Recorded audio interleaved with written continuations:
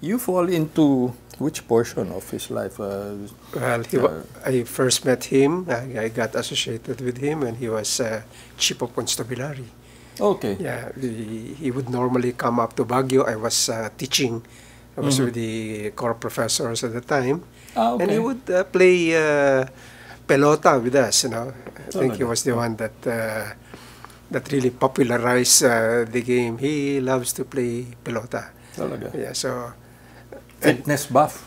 Huh? Fitness buff ba? Fitness buff, and he's good, he's good at that game, you know. Oh, okay. Okay. And also when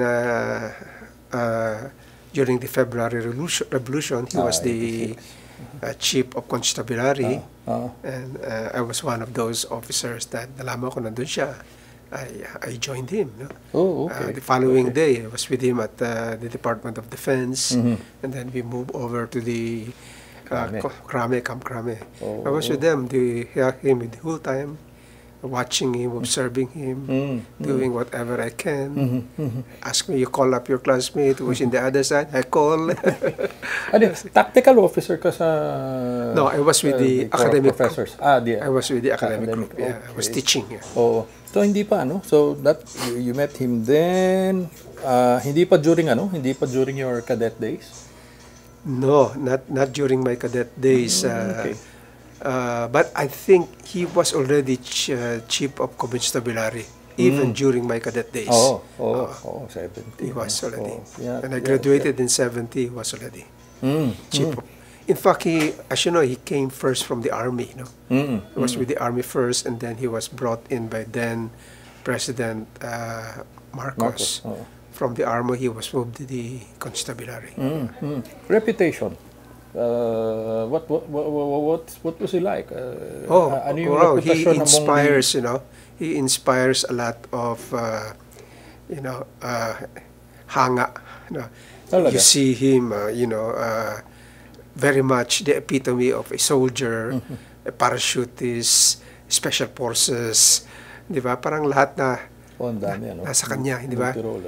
And then, iba talaga, sundalo talaga ang dating, di ba? Soldiers talaga. So, as young officers, talagang hanga kami pag nakikita namin siya. Makisig. Okay. So, the physical side and also, I suppose, the academics and excellence. But you were in a different service. I was with the Navy. Navy. Of course, I hear a lot about him as a boss because several of my classmates served under him as their aide camp, senior aide. Yeah, and he was very. One story that was related to me was, at one time they came into Tabak Division and they entered before they entered the gate, he decided to sit in front, and his aides sat at the rear, you know. And when they entered the gate, the guard was confused, you know, who is the boss? So it was serious, but at the same time he was. He can play jokes. He liked to play around as well. Play around as well. Oh, okay. Meron ka bang meron ka bang EDSA? Oh, okay. So you do have an EDSA connection. While at no time before that, hindi ka naging under sa kanya. No, because he was constant. And also, quite frankly, I really had a very little military assignment. No? After graduation from PMA, I just had practically 9 months of naval duty. Most of that studying at the Naval Warfare School, a short stint at sea duty. After that, since I was selected even before graduating from PMA, I was already one of those selected to take up higher studies. So I was part of a group, I think there were 3 of us. I was sent to UP to study on the condition that I will have to go back to PMA to teach. Which is that was, why you eventually so I was in joined the UP Corps from of- 1971 to 1973. I taught in PMA 73, 75. 75 to 77, I got a scholarship, the Sobel Award. And I chose to go to Asian Institute of Management to pursue got your Masters MBA. in Business Management. Oh. From there, I was assigned to Customs. Oo nga, eh, no? Oh, I was assigned to Oh. Customs. I was the Chief of Intelligence when EDSA broke out. What happened? Okay. And when I heard that the President is already in the evening, is already in Department of Defense with then Secretary Enrile, I decided to cross over. Why join? I mean, you could have just allowed Sat on the fence. Yeah, well, allowed the status quo or allowed it to Yeah. to take its course and continue on with your assignment afterwards. I mean, Well, what particularly me, drove no? you? Particularly me, because I'm class 70. Okay. And my class is really associated with the President Marcos, because many of my classmates, like Irwin Ver and the others, Tama pala. Yeah. were essentially the core of the Presidential Security Command. Right. PSC. Ver was Irwin was the head of the Presidential Security Battalion at the time, securing the President. So a number of us were. But I happened to That's be strange because Yeah, it's strange. the very close association of your class, and yet Yes. you went against the grain.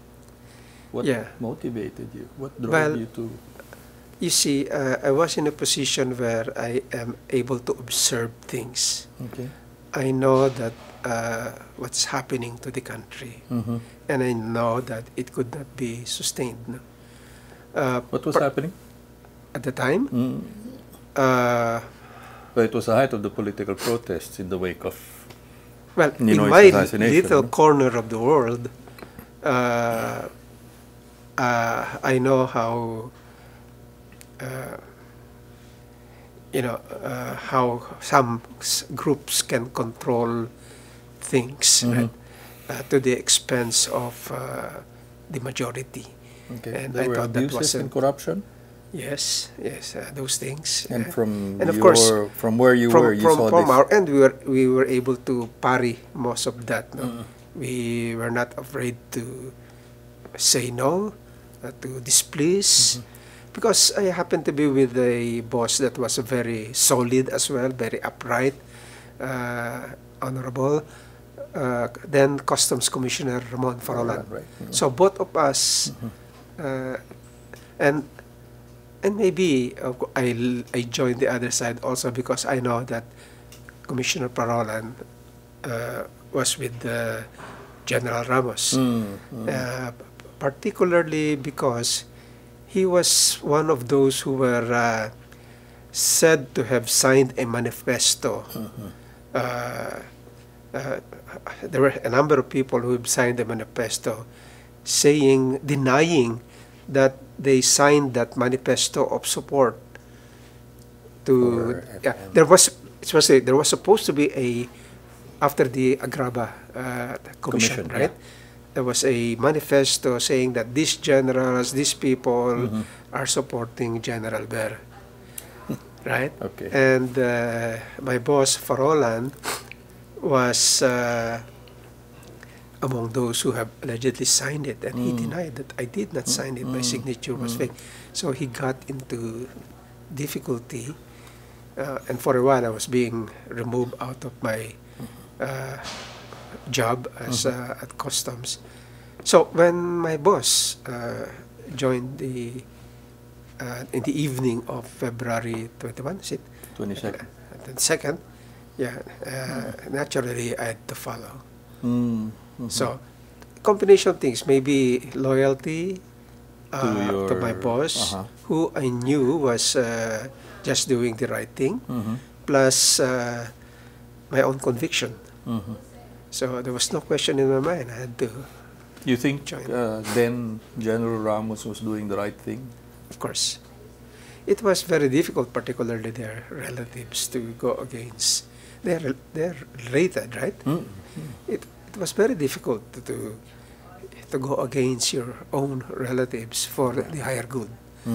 So I thought myself, they're just doing the right thing. So you joined up, and you said that you had some you assisted him in some connecting with your other classmates, your other mistas. Yes, but we respected each other's position, each other's decision, and we left it at that. But during FVR would ask you. We're not sure where this officer stands. He's your classmate. Could you give in fact, I had classmates who were with the Marines. You know, the Marines were very close, the units that were very close to Camp Crame at that time. And I had to talk to them on the phone and tell them, and try to convince them. Come to our side. It was like that, classmate against classmates, convincing people, come over and join us. That was a difficult time. It was a difficult time. I guess especially for men in the officers and men in uniform, where they had to stand against their brothers in arms, their classmates. Especially for a class that was very identified. In fact, as you know, when Ram was born, it was during the alumni march at the parade ground, right? And the armed forces separated between our class and class 71. Class nila gringo. Doon naghiwalay yan eh. Kami, kasama pa kami doon sa nauna. Sinagringo sa likod namin. That's a divide. I was going to ask you, do you have a RAM connection? I was not very political. Given the I was not political. 70-71 divide. Of course, Gringo is a friend. I used to come to the Department of Defense to take advantage of his shooting range there. I used to practice there. Talaga? They have a different setup there. They can dim the lights so that you can learn to shoot with very little light. Wow. So Gringo is a friend. So I was not very political. I was just doing what I thought I should do, which is to fight criminals. There are other things to fight rather than professional soldier. I'm a professional. FVR's breakaway. While you told us that it must have been difficult for him. I mean, the relation and all. That's right. But was that decision a surprise to you? Ikaw ba nakakarinig ka na ng mga ugong that he was dissatisfied, or that he may have had a connection with Ram, or that Ram was trying to woo him to join them? Yung ganun ba? Was that something you were picking up? As I said, I guess I was still thinking much like a boy. I wasn't very, but I knew it. I had a feeling it was forthcoming. Okay. Particularly after that denial of the signature, right? And I know that at that time, kasi he was close also to the defense chief, right? And really, they're working together.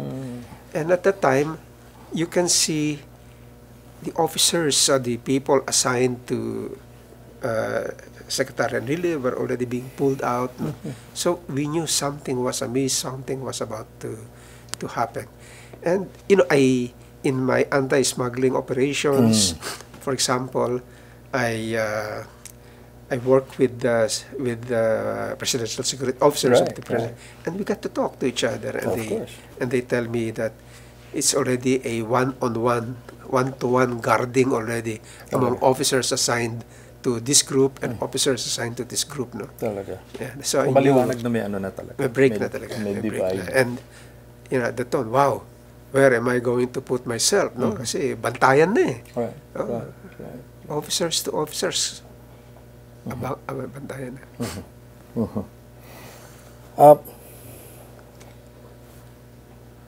EDSA succeeded. Yeah. He became chief of staff, eventually became... were there any interactions between, I mean, from the... You said you were with him during, from the ministry, you crossed over to Krame, to Constabulary headquarters. So you guys were all together, you know, at that time. But when he became chief of staff, when he became Secretary of National Defense, were there interactions between you and FVR that you met each other, were able to exchange notes, talk to each other? Before EDSA or after EDSA? After na. Well, after EDSA, we got into... I was the chief of the director of Economic Intelligence in EIIB. Investigation Division, EIB, of the National Capital Region. And of course we were... And there was a time when some units of the Western Police District were in the, you would say, in the support of some smuggling groups which we were running after. Oh, okay. Yeah. And there was that famous standoff at Manila Bay, at Manila Hotel, the back of Manila Hotel. Oh, yeah. Right? Oh. Yeah, I was there. I was there at night. Right? I was right at the middle of that. And I learned... was SND na ba siya noon? He was SND. Di ba? He was SND. Yes. In fact, when we knew that elements of the Western Police District were protecting this smuggling lord, and EIIB does not have that kind of a firepower, we approached Secretary Ramos, and he gave to us his... he was Secretary of Defense, but he allowed us to use the Special Action Force of the police. PC. And so I had the Special Action Force of the police against the SWAT of the Western Police. And he supported us. And then in the ensuing events, he protected us, I think. Because very powerful yung kabilang grupo. Wala ba siyang inassign sa'yo? I mean, you were into intelligence, and I guess the focus was anti-smuggling, I suppose drugs, and that sort. But those were also very turbulent years. Yeah. The 2 years. But I remember were you supporting right after the effort to monitor, diba? That standoff at Manila Hotel, and well, we forced the issue, no? The following day, he sent to us Mitch Templo. I don't know if you remember Mitch. Mitch was very close to the president. I think it was a signal that the constabulary is behind us, I think we felt very good because Mitch Templo was sent to us. I think it delivers the message that given the association, these guys are under our protection. Great. Did you also? I remember General Almonte became head of the AIIB. He was the commissioner. In fact, he was the one who brought me from Coast Guard after the February Revolution. We left customs. I left customs. I went back to the armed forces, assigned as assistant chief of staff of plans and programs of Coast Guard. No? Yeah. So it was General Almonte who cut me from Philippine Coast Guard to join him at Campo Ginaldo at the EIIB. EIIB. Coast Guard was still military at that time. At that time, we were the one who sort of established the foundation for the separation of the Coast Guard from the military to the Department of Transportation. Oh, yeah, right. So may Almonte connection ka, sir? I didn't know Almonte, no. But I was brought in there, I understand, because of Jimmy Ongpin. Oh, okay. Jimmy Ongpin was the Secretary of Finance. Almonte was a director, commissioner under the Bureau, serving the Department of Finance. And it was Jimmy Ongpin who said, who recommended, who suggested. So I didn't know Almonte. In fact, later on, he was surprised that I was also involved with EDSA, because he was very much involved with EDSA, as you know, with the RAM. It was, doon na lang kami nakakilala na ng gusto, but it was Jimmy Ongpin, the brother of Bobby Ongpin. Yes, no? yes. And I understand, Who well, made the Jimmy, recommendation sa'yo? Okay. Jimmy was the chairman of the selection committee for the most outstanding alumni of AIM. Oh, okay. So he may was, connection. so dun yun niya siguro ako nakilala. He was one of those who selected me as one of the first AAA awardee, standing alumni of AIM. So he told his commissioner, why don't you get him, you know? So that's how I got into the economic intelligence of Almonte. Okay. FVR was S&D. Did you get any inkling that he was going to Be president? make a run? Or yeah. Oh yes. or okay, sige, let me get to that ano. So what you said. Did you have an inkling that he would, did you ever imagine that he would become president? Yes, of course, because basically we used EIIB as our headquarters, our garage headquarters, to, you know, to help propel the presidency of the president. Wow. Okay. Yeah, So you were part of the doing the planning there. We were sort of, because I was very close with General Monte. We do Bible studies there together. And we were sort of defining how government or how governance should be under the Ramos administration. So you were part Yung of mga yung ganyan, sa amin na galing yun eh. Ano ibig sabihin nito? It was in our meetings inside EIIB. Wow. Almonte was very much instrumental in parang siyang ideologue. Oh, siya yung ideologue. Siya yung ideologue to the providing the movement to propel the president, Secretary Ramos of the presidency, providing the ideological foundation for that. Yeah. So you were, so now that you made that connection, so you were part of the group that formed eventually at the time, Philippines 2000? Of course, at the time I had my doubts, you know, Mitra was so strong at the time. Oh, sige nga, tell me about it. I mean, he was... Di ba, parang nobody can defeat Mitra at that time. I mean, yeah. And then he lost during the conveners, the primary. The primaries, he lost, But the persistence prevailed, no?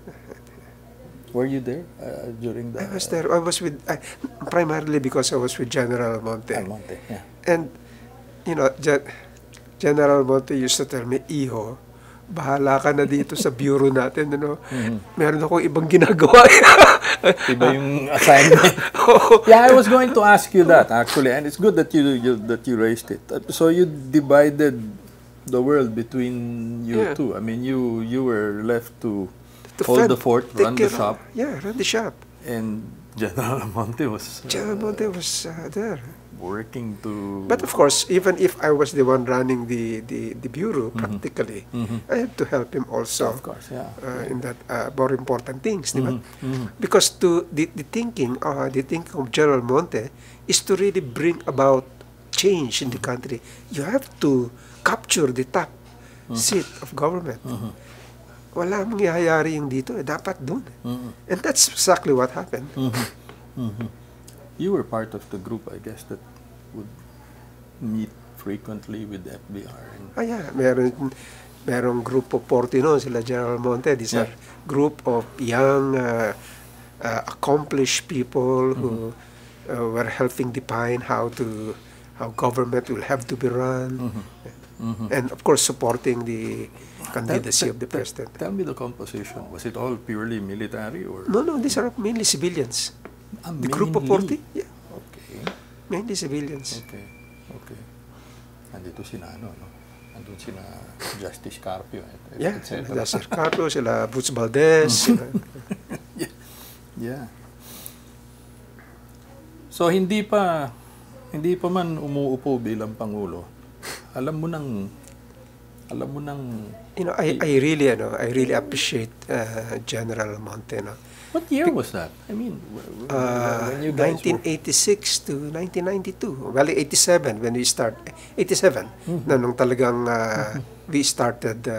He started. I don't want to say I started. He started the whole process. And one good thing that happened in my life is I really got to be associated with Joel, and he would talk to me about how he and the president became very close to each other from the time that they recently graduated from the academy, the time they were assigned to the Kagitingan Hills, in the Quezon province, to the time they were together in Vietnam, and how they practically were preparing for the time that they will have to, take over the seat of government. I think even at that point in time, meron na silang understanding that we have to get that if we want to bring about meaningful change in the country. And I mean, well, there were several opportunities to do it. The point of the gun. Yeah. They actually went the political process, which was to run and seek election. Yeah. There were certain times that I thought he would go this side, and particularly when Gringo, because he was very close to Gringo as well, and when Gringo started fighting the Aquino government, I was really torn, So when there was a stalemate, I came to him. I was very emotional, and I said, "Sir, give me an order. I cannot stand idle while things are happening." And he said to me, "Iho, conserve yourself. Stay away. This is my fight." This was their fight. He said, "You conserve yourself. You have better things to do after this is over." And he was already clearly on the side of Ramos, of Aquino, as against Gringo and Ram. And Ram. It must be a heart-wrenching thing for him. Na kalabanin niya yung tingin niya, laban niya, blood niya. Yeah. But it was, you were actually in a similar situation. I mean, your academy, soldiers, officers, at one point or another probably served under you or served with you. Officers from your class or seniors or your juniors. I mean, I've asked it of the few officers we've interviewed. What was it like? I mean, having to, point a gun against a comrade in arms, a brother in arms. Well, fortunately, I never got to that. Okay. I never got to pointing a gun. As my role is really very minuscule. When I was inside Campo Aguinaldo at DND, the following day I was asked by General Farolan, because it's really a battle of getting more people on your side. Already, hindi ba? Tawagan na yan turnover. PSYOPs yan So my job was to Roland asked me to get out, get out of D&D, and to go to customs and try to do two things. First is to get because I was chief of intelligence, I was at almost direct control of the enforcement units of customs. My job was to ask our people to to be on the lookout for movement of troops. No? Who is coming to Manila, who is not. Friendly or not. Yeah, friendly or not. No? And then also to get our people to openly side. Yeah. So that I left. I stayed one day out. Then I realized that the night before, my office was already raided by the other side. And they closed my office. So that is I was already identified. So that evening, after doing my mission outside, I went back already inside Camp Crame. So I was right where the action is with the president, and I saw how cool and deliberate he was. No, when things were very topsy-turvy, things were very emotional. You know, people crying that forces are already coming to attack. It was very cool. So, totoo yung steady Eddie. Steady Eddie.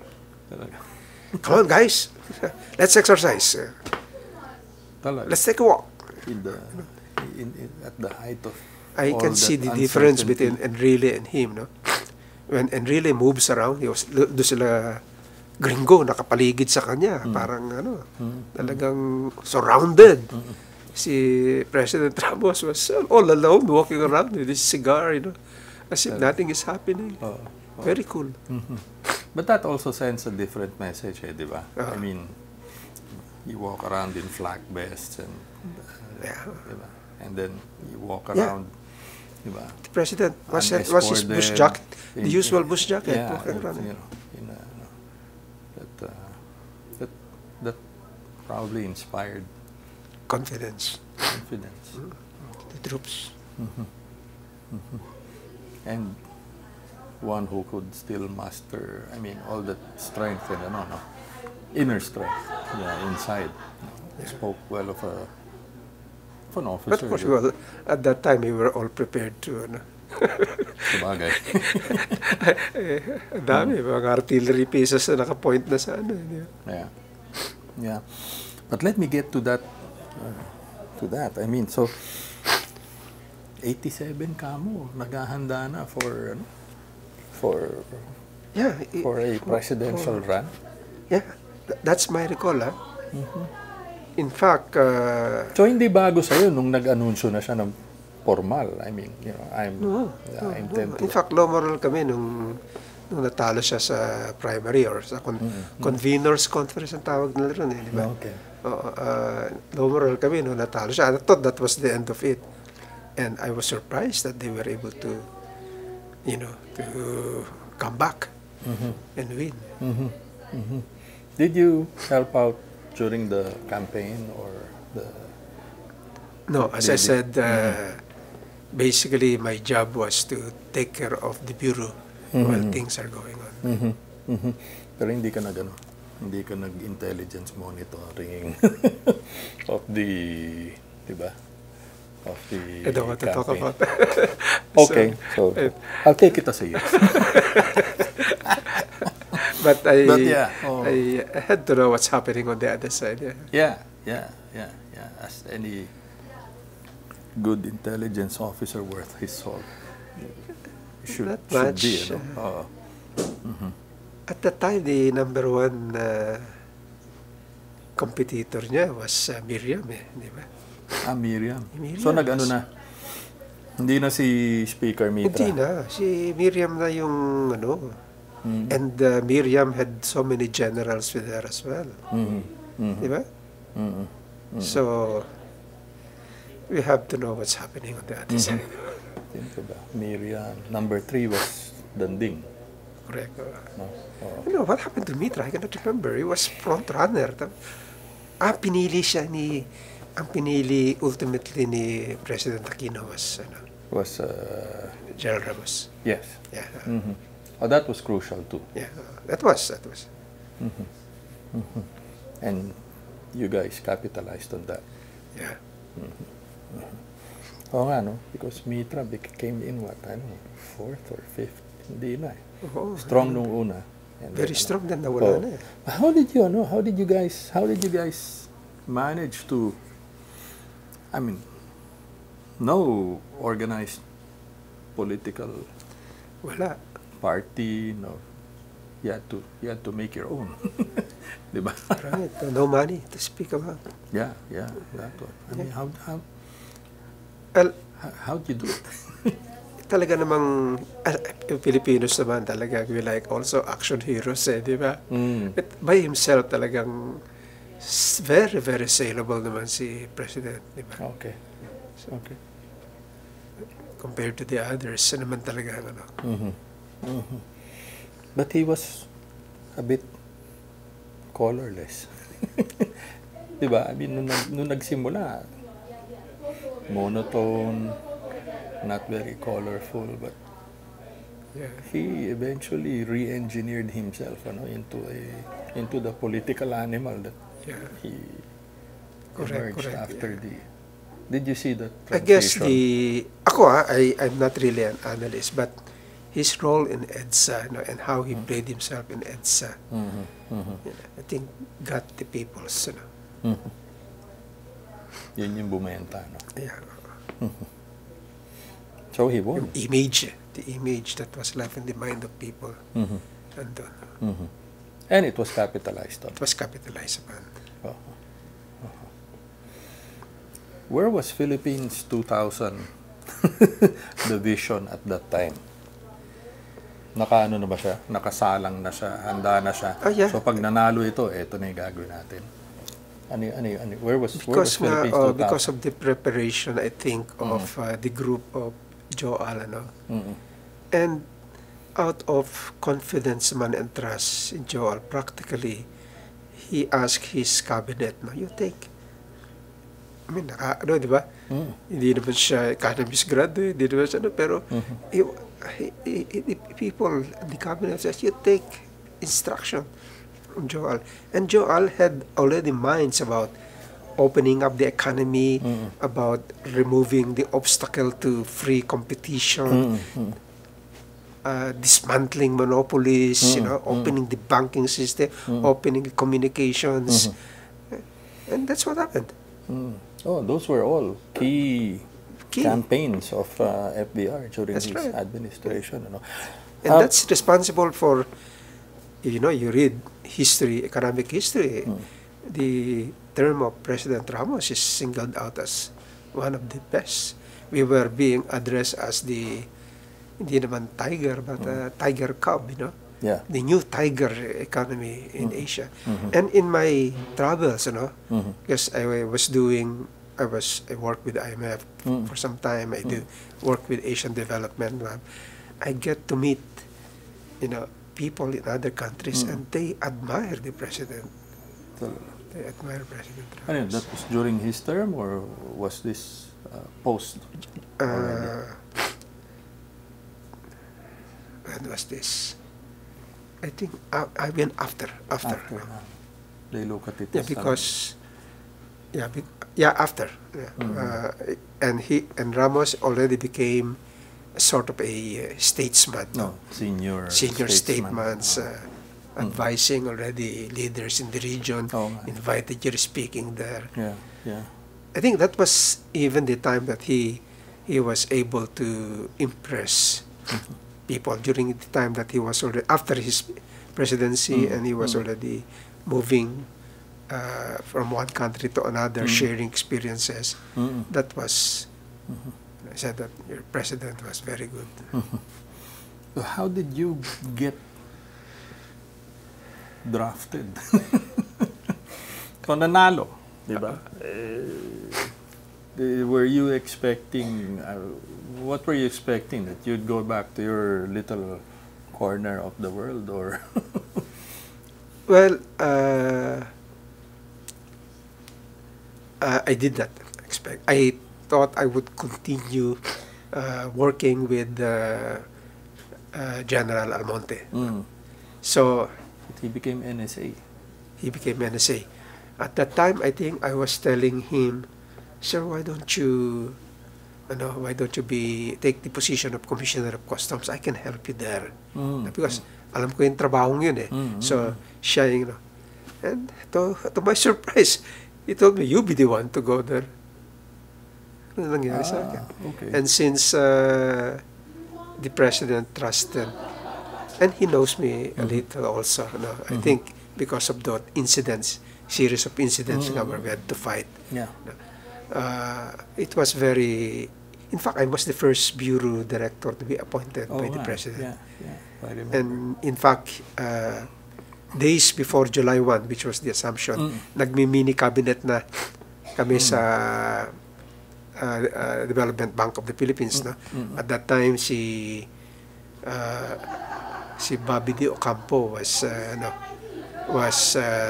chairman of Development Bank of the Philippines. So we were having our cabinet meeting there. Initially, our first cabinet meeting, there were, I think, 6 people, 5 secretaries and myself. Wow. Yeah, I was. So he told me, "You know why I am announcing already your appointment as commissioner?" "No, sir." I said, "Because there are so many who wants the position, so I have to stop it." Oh yeah, that's what he told me. The FVR? Yeah, and then he gave me his marching instructions. Ano yung instruction? I'm He said, interested. "I want you to stop all kalokohans in customs." Okay. My family, Ming says, if my family is involved in it, you arrest, you do something. Oo nga. Yeah. And then he reiterated it when I was already there. And he called me to the palace, and he said, this is in relation to one figure who was, who herself and the family seems to be able to do things, in many things in government." And he said, my children had, needs these things, but don't tolerate anything like that, This was FBR? Or? Personally, they are telling me. Okay. And that's why I said, how can I tolerate anybody if the family of the president himself, my instructions are not, if there's something is wrong, I have to do something. Kakahiya naman. I cannot. So a lot of people who comes to me, no way. No way. Yung general directive. Ano yun? Break the... Stop all kalokohan in customs. Yeah. You have to start from within. From within? Within. Oh, yeah. Diba? But it wasn't difficult for me because at EIIB, we were already doing that. I remember we have charged almost 100 customs officers when we were at EIIB, much more when I was inside.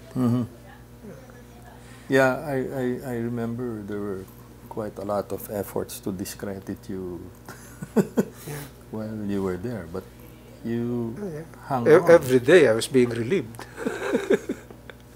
I mean, you step into the shoes of the powers that be, they really, and to the credit of the president talaga, parang siya, may sixth sense eh.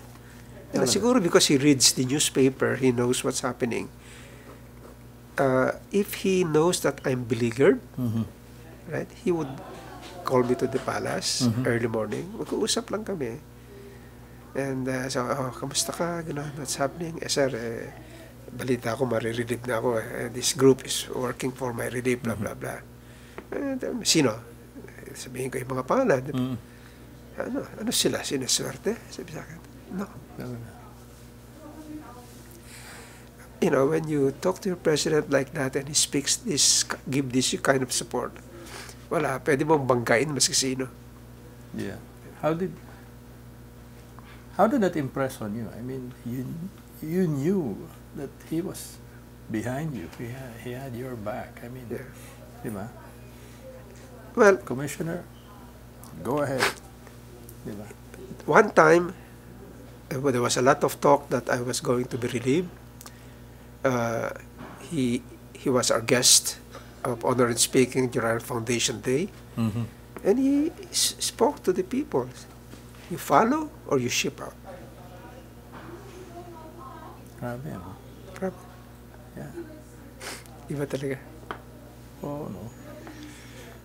That was very reassuring, sir. Very reassuring. And alam nila, walang, ano, paano na lang sila, sunod na lang sila. And I think because of this, not to leave my seat, this was the time when the reputation of customs, not only here but abroad, is really tremendous.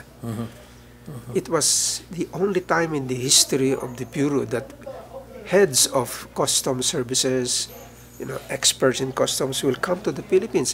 There was one time where about 200 of this from many countries came just to see what is happening here in customs. With everything, a head of state will come to the customs to watch. The president, you want to see things that you can do, you go to customs. So I would entertain the prime ministers in customs to show to them. So this is well documented, Yeah. It's well documented about how customs was during that time.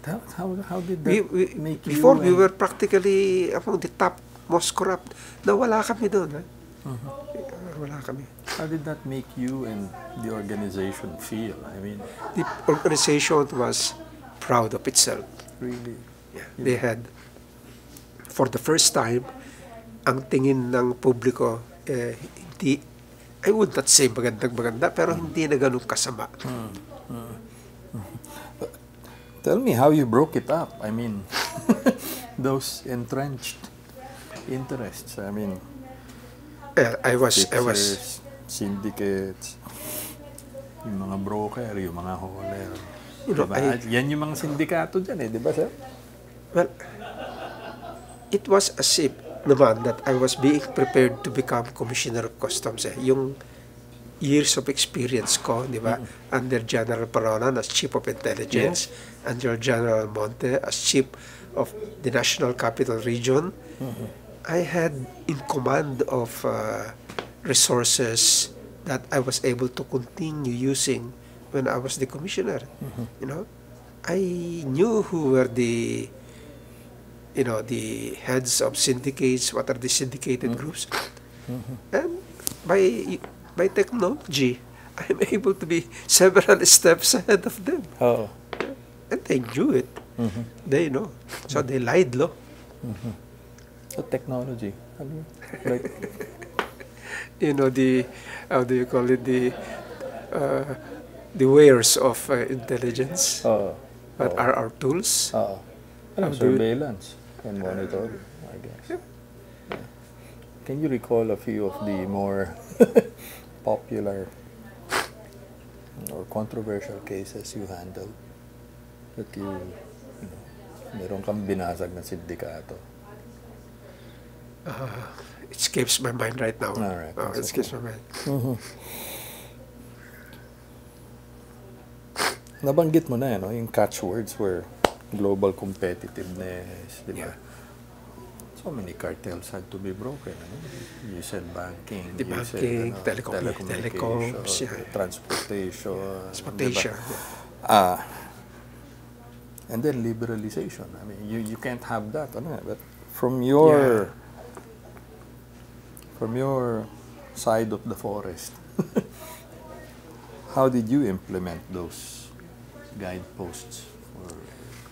Well, my advantage is I think I'm the only commissioner of customs who is an IT professional now. I was a programmer at one time. So I know how to use information technology. So I practically directed the computerization of customs.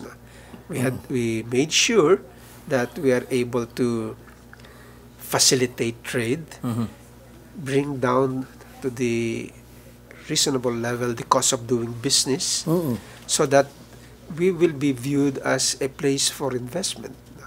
When people see that the climate for investment is good because it's easy to do business, they will come here and do business here.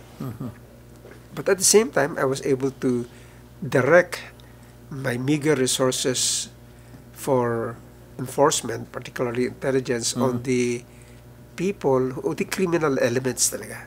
Doon talaga kami nakatutok. Yan.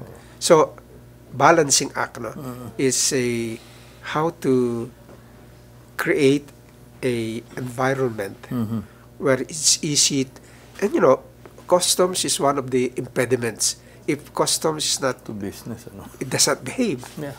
It makes flow of goods inside and going in and going out very difficult. Right. Nobody will, and that's what we have been gearing our economy to be. We want to be a player in the import for export business, setting up economic zones, pre-ports. That was part of the game plan of the president, right? To bring more foreign direct investments into the country. But you have to tell them that you have a investment climate and a regulatory environment that will guarantee that if they do good, they will not lose business. And I think we were able to demonstrate that.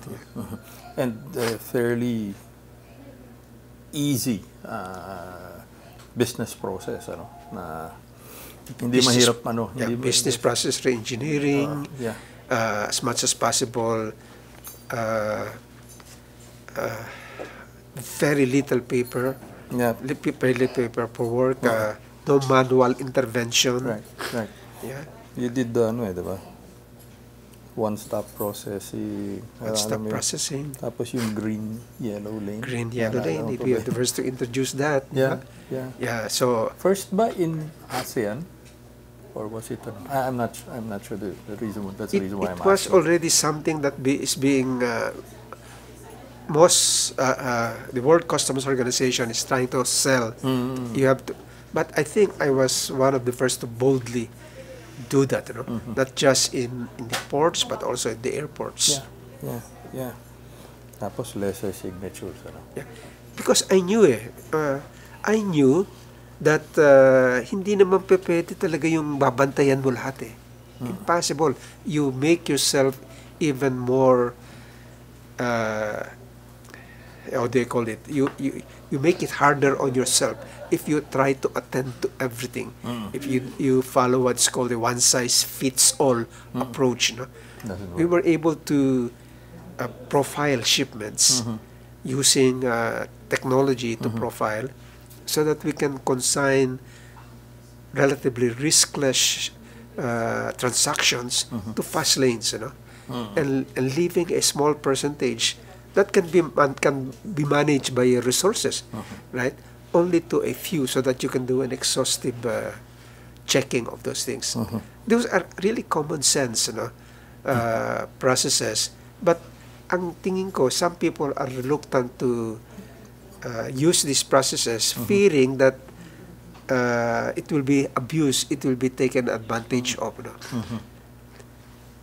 But I, having been previously into intelligence work, I was a technical assistant handling the IT of customs during the time of Paralan. I knew that that's the only way to do it. That's the only way to sort of do some risks management, to make sure that you are able to facilitate the majority, the good people. You are able to give them a clean and cost, not expensive. The burden of doing business is reduced, even as you focus in on the ones that needs to be closely monitored. Naging efficiency. Yung Before, we can release most shipments in 2 hours. We can clear a shipment 30 minutes. That's how fast we were. Dati yun sila. Parang nag-iba na yata. Pero even at that time, pinadali pa namin. Nagtayo pa kami. Si President pang inaugurate, nag-set up pa tayo ng rail di ba? From Manila International Container Port to inland, di ba? So that yung goods can be immediately transferred to inland para yung mga businesses na nanggagaling Batangas, Quezon, Cavite, doon na nila kiniklear yung goods nila. So, hindi hirap. Walang congestion sa Manila. Sa port, walang congestion sa port. Ang bilis. I'm really very fortunate that I was allowed to do these things. I was supported. But I guess that was really one of his hallmarks, as a leader. Una-una yung right pick. I guess he saw that you were there in various capacities, and you were ready to take on a broader role, which was commissioner of the agency. And then he let you loose. He let me loose, And he watched from the sideline. If he sees that I'm beleaguered, he talks to me. He's my protector. He and General Monte were watching over me, making sure that I'm able to do the right thing. But here's the other thing, sir. I mean, you were doing all of this internally in country. A lot of other things were happening overseas. I mean, let me recall a few of the acronyms. The CEPT, ASEAN, the Common Effective Preferential Trade. That's and then, right, and then we were getting into WTO GATT. Yes.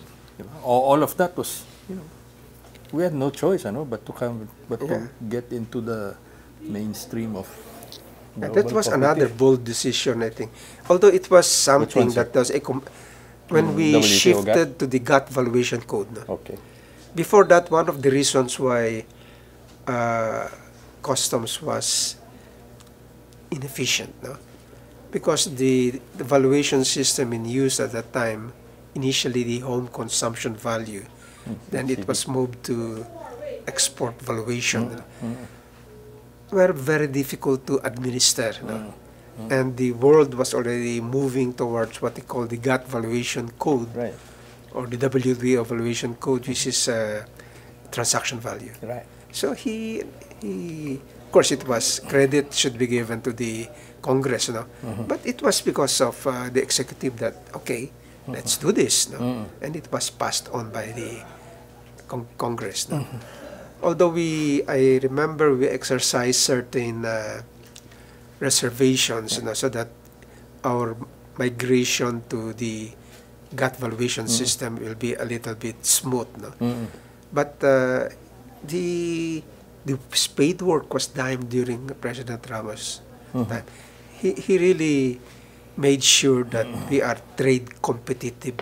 We are trade competitive by cutting or removing most of what's called the non-tariff barriers to trade.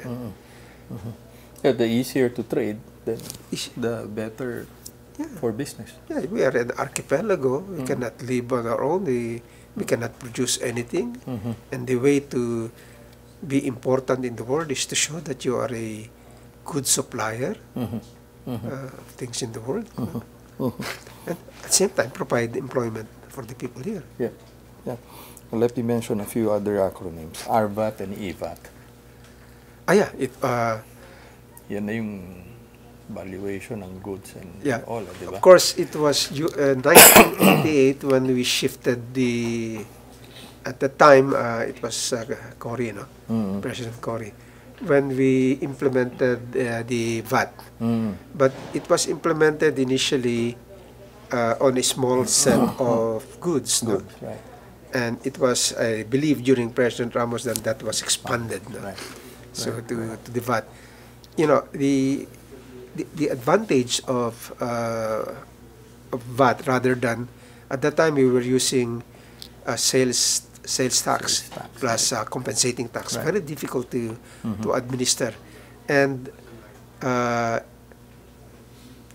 is what is called a cascading effect, because you keep on passing on rather than just to tax the value added, no? Palaki ng palaki, di ba? And it's a big impediment to business. Kawawa yung consumer. Kasi kawawa consumer, correct?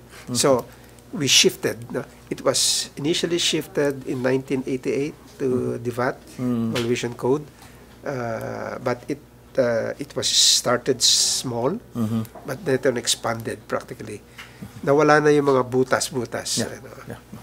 Just a few more acronyms. ASEAN, APEC, BIMPIAGA. Ito yung trading with the region, the sub-region, and then the broader world out there. I mean, so it wasn't just, I mean, it wasn't just looking inward, but it was really, you cannot be globally competitive if you're just looking inward. Yeah, as you said, you have to start with your region. You cannot immediately go out to the world. No? Europe started off by strengthening the union, and so we were doing something like that. The BIMP-IAGA for a smaller group, and the ASEAN for a much bigger group. So those were really efforts to bring about regional strength, vis-a-vis competing in the entire world. No? And of course, the peace and security benefit of that as well, no? That you are able to replace the contest from, conflict to one of trading and working with one another. So it serves both economics and peace and security, I think. The amount of political will that was needed, sir, to get it all done. Yeah. And, he was a very strong leader, a respected Kahneman. He's able to drive this. In fact, he's being considered as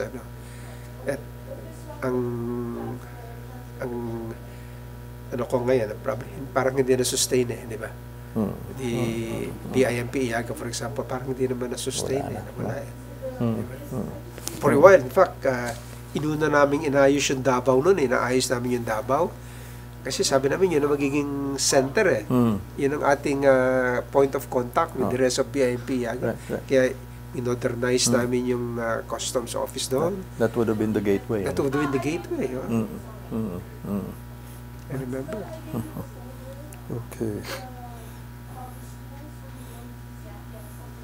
Yun, sir.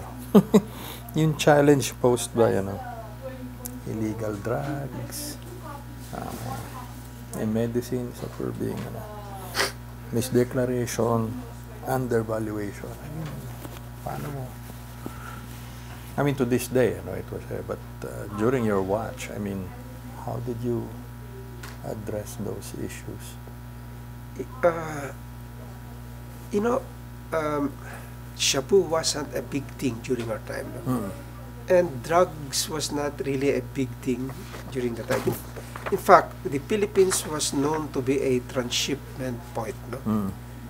We are, because of how we are being treated by the Americans, for example, movement of goods from the Philippines in the United States and movement of people from the United is not being given as much scrutiny as from other places. So they are bringing drugs into the country, not for local consumption at the time, but really more for export. Transshipment. Yeah, and that's part of the program of government as well was to modernize the bureaucracy. Ano yung from your agency, ano yung, I mean, of course you took out the scalawags and some of the bad eggs you had to take out, but eventually how did you upgrade the organization and make it more competitive or more at par with the standards of the time? But I basically, I would not say that I did anything original.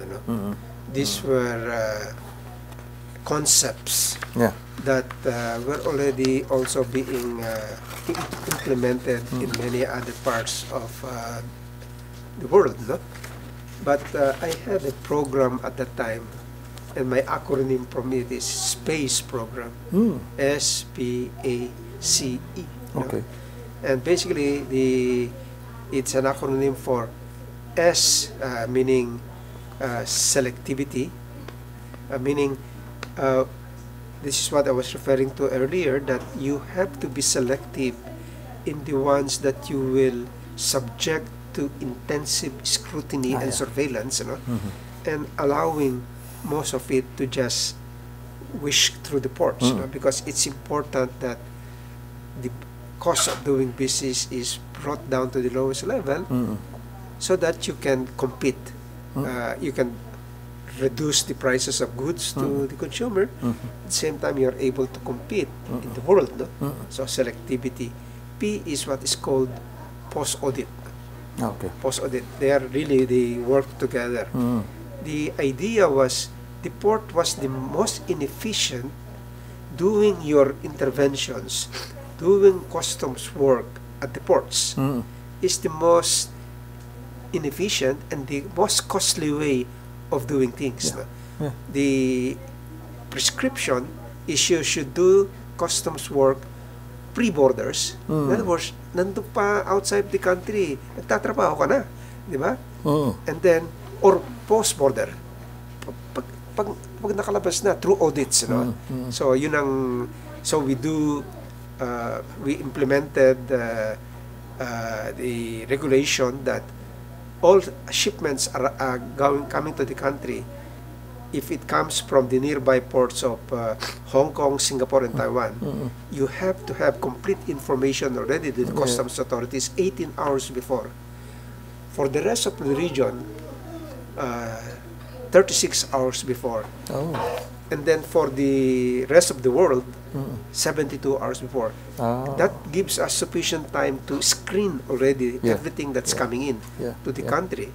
So that kung wala namang problema, go. No? So yun, and we use, of course, technology for this. No? Then A is automation. So we have end-to-end automation. No? And end-to-end automation, hardly any paper. In fact, we were able to clear goods, and you submit your paper. You submit it electronically, and then you submit your paper the week following. But the goods are already out. So that's the very modern concepts that we were implementing. That's for A, automation. And then C is what we call client self-assessment. So basically, you assess yourself. You know, you don't, and only if we doubt you, we check. And then at that time, another new thing is what's called electronic data interchange. No? E is for EDI, which is a computer-to-computer exchange of information. So we implemented this in our way we do things at customs. Many other things like all payments were now made to the bank. So wala nang kupitan ng pera dyan. Kasi bayad lahat sa bangko. Di ba? Tapos yung we put encryption, yung before, dinadala ng mga messenger yung payment, ano? Naku, ang daming kalokohan nangyayari dyan. Ang daming fake document na na-insert. But then we had a computer-to-computer exchange of information from the banks to the clearinghouse to us. And yung payment, and all we have to do is we have a system that matches what has been assessed by the system and what has been paid through the bank. Walang nakawan, walang kupitan, walang fake. Kasi meron pa encryption, decryption. We introduced encryption, decryption technology. We used satellite technology at that time.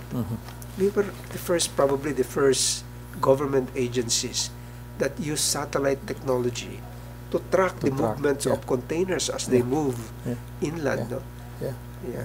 So we were ano namin doon technology, ang mantra namin technology and hard work towards a world-class custom service. Right, right. You stayed on up to The end whole of term, The whole term. di ba? And then, did you stay on pa ba? O That's one thing I'm really very thankful to the president. I think I'm the only one who was able to stay the whole term of a president. Nobody is able to stay. Di ba ngayon nga the average life of a commissioner is 1 year. 1.5 years. ang iksi nung shelf life, ano? You cannot accomplish anything with that short time. Oo nga, no? That's a good point there. No? You actually had, the full term. No? I did for 6 years. To implement the kind of reforms you saw from Because these things takes time. If you are not sure that you're going to stay, you tend to be short-sighted. But why will you plan and implement things that hindi naman matatapos dahil aalis ka? But the president gave me full 6 years. Grabe ang kumpiyansa sa'yo dun, ano? I mean, di ba? Oh. And then did you stay on into President era? Hindi na. What happened was you went to private to IMF. I went to the private, but I did international work as well. And it was my experience, and it was my reputation in customs, because IMF teams will go around check, and they told me that they got me because they can show me off to other. They tell me, why we got you? Because of what you did in the Philippines, and we want to showcase it to the others. In fact, there is a book on modernizing customs, and my term was showcased there. Oh, okay. It was written off. Yeah. So naging it even boosted your your career and your stature in the industry. It did, yeah, and I'm very thankful that for the opportunity. Initially, I was afraid, I was telling General Montes, ikaw na lang, I'll just be there with you. Ikaw na mag-commissioner of customs. But he had this, I think the two of them had other things in mind. He was NSA, but he was not really performing just NSA, as you know. It's a lot of things. And they were confident that you would be able to do the job well. Yeah, because I was 24/7. I practically sacrificed those 6 years of my life. Yeah. Oh. What was the cost, sir? I've asked a few other officials as well. What was the cost? Well, buti I had a very understanding family, my children. There was one time I was even late at the graduation of my daughter. I was late. So at that time, for a while, my wife was working in the palace also. I had to tell her to quit because hindi pwedeng pareho kami. Somebody had to stay. So that was the sacrifice. There were trade-offs. There were trade-offs, yeah. And wala akong practically walang personal life. Dahil bigay lahat yan. 24/7. My gosh. I said, it's a worthwhile sacrifice. Doesn't come to everybody the honor and the opportunity to serve and to do something. Doesn't come to anybody. One comes one time in your life, so take advantage.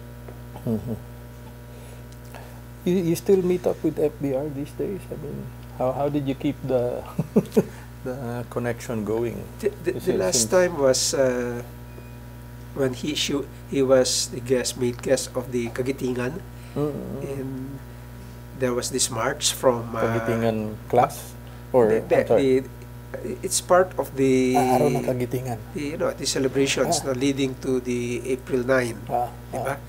And there was this march from Mariveles, from Bataan, up to here in Tarlac. Yeah. So he was the guest of honor there, and I was seated beside him. I was representing Veterans Bank at that time, because I'm now with Veterans Bank. Yeah. So, yun, nakakausap ko ron, and I am really happy that he was still very fit. No? May pagka-exhibitionist pa, nakabitin doon sa jeep, pero malakas pa rin. These days, when was the last time you bumped into him? Hindi ako nakapatid ng birthday niya. I was unable to attend the last birthday. But my friend Bert Lina is parang they stay in the same village. So he is the one that keeps me informed sa Alabang. The health of the president. Okay. Was there enough time to do everything? I mean, FVR, you, General Almonte, sought out to accomplish at customs? Was there enough time? Let's put it this way. If I stayed long, I would have burned myself also. So siguro 6 years was just the right time. Na sige-sige. Beyond that, probably I would have started to deteriorate physically and all of that. Siguro I could have stayed on for a couple more years, and I would have been able to institutionalize, because the problem is yung retrogression Right. Diba? The things that you have done, tapos hindi na-appreciate ng kapalit mo. Nagkaroon ng deterioration, to be frank about it. But basically, the core is still, the system that we put up in place, up to now, it's still there. It's not as efficient anymore. There have been plans to replace it, improve the system, but for some reason, hindi nila maayos up to now. And then the frequent changes of commissioners is not helping. It's not helping. Yeah, no help at all. Natututuwa mo pa lang kung ano yung trabaho, tatanggalin ka na. Yeah. What do you remember most of your stint with FVR as his customs commissioner? It is a funny one. That's a funny experience with him. Sige. When we first introduced the X-ray machines, mobile X-ray machines, so we brought in a mobile X-ray machine to the palace. Picture taking, kasama siya. Pero, since marami siyang trabaho, so naka-plug na sa outlet, sa air condition and all of that. So by the time he was ready, medyo stop yung machine, yung X-ray. So pagpasok niya sa loob, pinapalamig namin para mag-restart. Nakaupo siya ron sa X-ray console. He says, was looking at me with his cigarette. What happened? Sir, konting hintay lang ko. Afterwards, gumana na. So that's one of the funny experience that I had with him. And marami siyang mga jokes Marami siyang alam sa customs na hindi ko alam Ganon? Oo.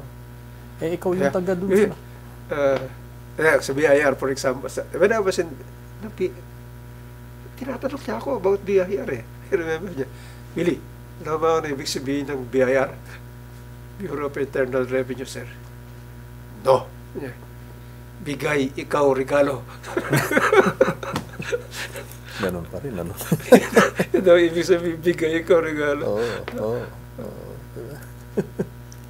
Ano siya. But the other thing is, he says that, pag tinatanong tao siya, sir, what accounts for your staying power? Sasabihin niya, what time, nandun nakasama siya. Sabihin niya, parang kami ni Willy. We surround ourselves with ladies. Ganun ba yun? Yung sabi niya. Yung pala yung sabihin, lahat ng anak namin puro babae. wala lalaki. All daughters We surround din. ourselves with ladies, sabi Okay. niya. What do you want people to remember as FBR's greatest legacy as president, as a public servant? Well,